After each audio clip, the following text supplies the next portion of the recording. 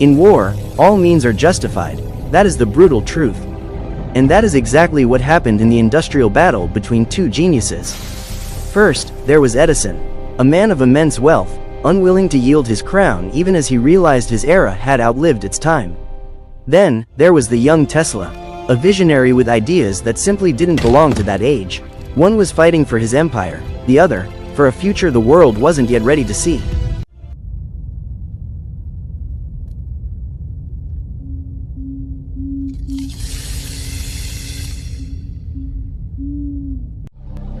Analysis of Law 7, the Tesla story in the modern office. This is where it gets uncomfortable. Because this isn't just a story about Tesla, it's a story about the system itself. Picture a modern office. A young employee grinds alone, day and night, for months on end. He believes in merit, but the world rarely rewards the one who creates actual value. The world rewards the one who controls the perception of that value. The CEO stands on the stage. Robert Greene doesn't write about morality, he sketches a map of reality. And that map says, if you simply hope the world will notice your brilliance, you have already lost. Law 7 isn't just about stealing, it's about leverage. Use the energy, time, and expertise of others to further your cause. But above all, ensure that the narrative is tied to your name alone. While Tesla works alone in the shadows, others are busy owning the story of his inventions.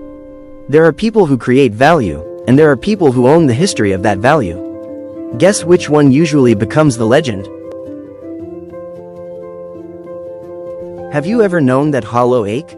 The feeling of crafting something truly great, weaving your very soul into the work, pouring out your time and your life's blood, only to watch it vanish. You give it everything, but when the glory arrives, it is claimed by another. Someone with the weight of power behind them. They seize the light, they steal the acclaim, and they sign your masterpiece with their own name. And you are left at the wayside, stripped of everything, standing in the shadows of a world you helped to build. Look at the history of two of the greatest minds to ever collide at the dawn of the electric age. This was more than a battle of technology, it was a clash of destinies. On one side stood Tesla, a pure genius who saw harmony in invisible waves in the ether. On the other was Edison, the ultimate pragmatist and the architect of empires. That is how the world met Tesla. Too strange, too quiet, too brilliant for his own time. When he spoke of energy crossing vast distances, it sounded like madness. When he spoke of wireless power, they mocked him.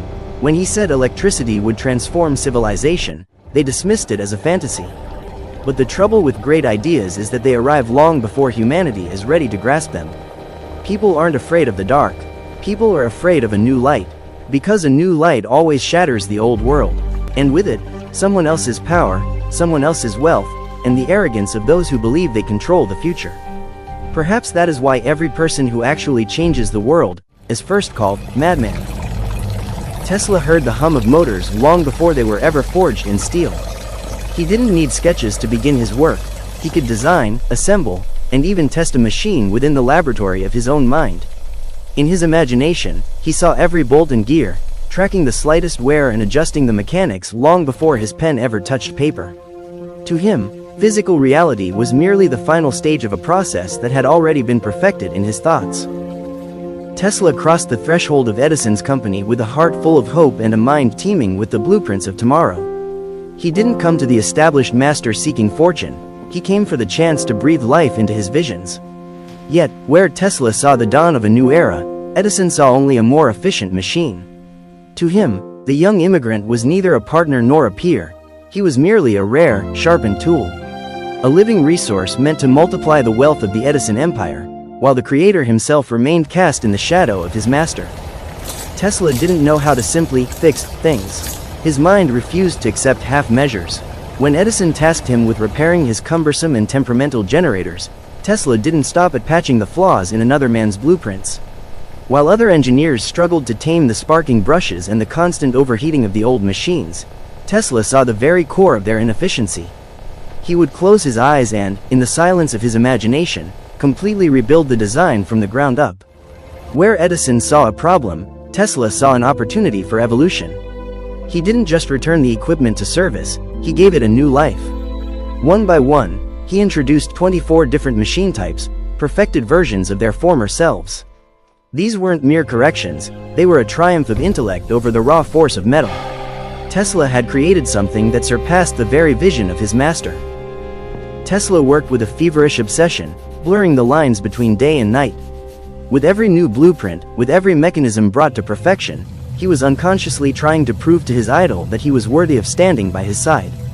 The promised $50,000 were more than just a fortune to him, they were a testament to his genius. While Tesla was consuming himself in the silence of the laboratory, Edison was basking in the glow of his own fame. He hosted lavish balls and receptions in his own honor, reaping the fruits of another man's labor amidst the clinking of crystal and thunderous applause.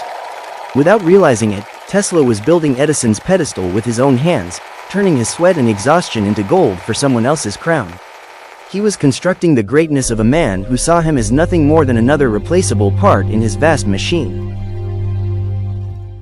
I only told you to find the error, but you went and did everything your own way. I did uncover the errors in the drawings, after all, but I improved it, and sales went up as a result. I didn't request improvements. I simply said to correct the errors. These designs are mine, and this company is mine. But, I did uncover.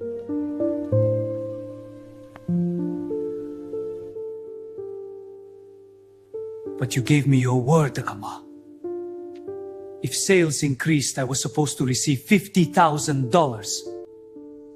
Tesla, you don't understand our American humor. And so, it began. The War of the Currents. It was never just a battle of technologies. It was a clash between two men who looked at the universe through entirely different eyes.